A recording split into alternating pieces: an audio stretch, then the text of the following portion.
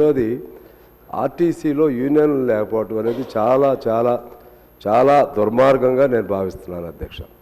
అన్ని చోట్ల యూనియన్లు ఉంటాయి, అన్ని సింగరేణిలో ఉంటుంది, లేకపోతే ఇంకా బ్యాంకుల్లో ఉంటాయి, అన్ని చోట్ల ఉంటాయి. ఆ పాపం వాళ్ళు ఏం పాపం చేశారు? వాళ్ళకి కనీసం మినిమం వేజ్ కూడా రానంత జీతాలతో పనిచేస్తారు, వాళ్ళు రేయింబౌళ్ళు పనిచేస్తారు.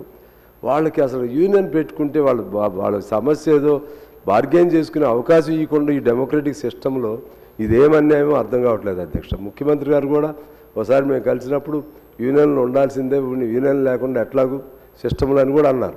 మరి మీరు సొంత నిర్ణయాలు చేస్తున్నారా, లేకపోతే మీరు అధికారులపైన ఆధారపడుతున్నారా, అధికారులు ఏమైనా మిస్లీడ్ చేస్తున్నారో? మేము చాలా బాధతోనే మిమ్మల్ని ప్రభుత్వాన్ని నేను ప్రశ్నిస్తున్నాను. ఎందుకంటే అధికారులకి ఏది ఉండొద్దని కోరిక ఉంటుంది కొంతమందికి.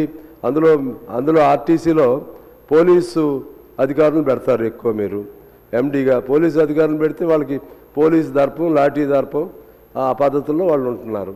అరే వాళ్ళు మన వ్యవస్థ అనేక పదుల సంవత్సరాల నుంచి ఉంటున్నటువంటి ఆర్టీసీని వాళ్ళు బతికించి చేస్తుంటే వాళ్ళ సంక్షేమం పట్టకపోతే మనం ఎట్లా ప్రజా పరిపాలన అయిద్దో ఆలోచన చేసుకోవాలని నేను బాధతో చెబుతున్నాను మా మంత్రి గారికి.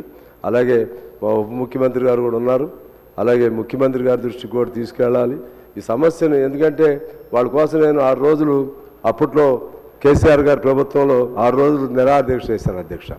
మా శ్రీనివాసరెడ్డి అని మా ఖమ్మంలో మా కళ్ళ ముందే చనిపోయాడు అధ్యక్ష. ఆర్టీసీ సమస్యలపైన చాలా ఇబ్బందులు ఉన్నారు వాళ్ళు. దయచేసి దానికి ఏదైనా పరిష్కారం చేయాలని మీ ద్వారా ప్రభుత్వాన్ని కోరుకుంటున్నాను.